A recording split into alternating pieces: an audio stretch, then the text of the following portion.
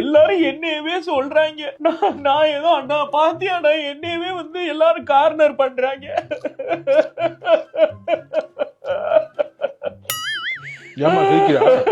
அழுகிறேன்டா. இதுக்குதான் நான் பைபாஸுக்கே வர மாட்டேன்னு சொன்னேன். என் ரேஞ்சுக்கு நான் பாட்டுக்கு வெளியே இருந்திருந்தேன்னா பிரதீப் ரங்கநாதன் படத்துல ஹீரோயின் நான் நடிச்சிருப்பேன்.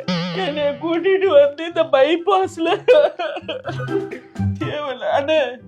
எரும மாடு மாதிரி திங்கிறியே, பக்கத்துல ஒருத்தி அழுகிற ஒரு கர்டசிக்காது என்னன்னு கேட்டியா? அண்ணா ஏன்னா இப்படி இருக்க நீ?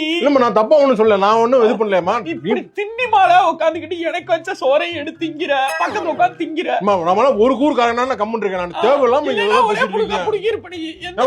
இது வந்து தேவையில்லாம நீங்க பேசிட்டு இருக்கீங்க. தின்னு இப்படியே தின்னு உட்காந்து வெள்ளரிக்காவை தின்னு, அடுத்து போய் மாதுளம்பழத்தை வாங்கி தின்னு, ஜூஸ குடி, காப்பிய குடி, சோறு தண்ணியே பார்த்து எல்லா மாதிரி நடக்கிற நீ கருமோ. அண்ணே வேற யாரும் சேர்த்துக்க மாட்டேன். நீ தானே இருக்க கேனையா? சொல்லுமா ஏன் இப்படி இருக்க? ஆமா கேட்டுதான்.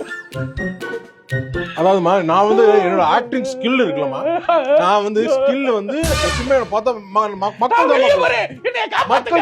நான் வந்து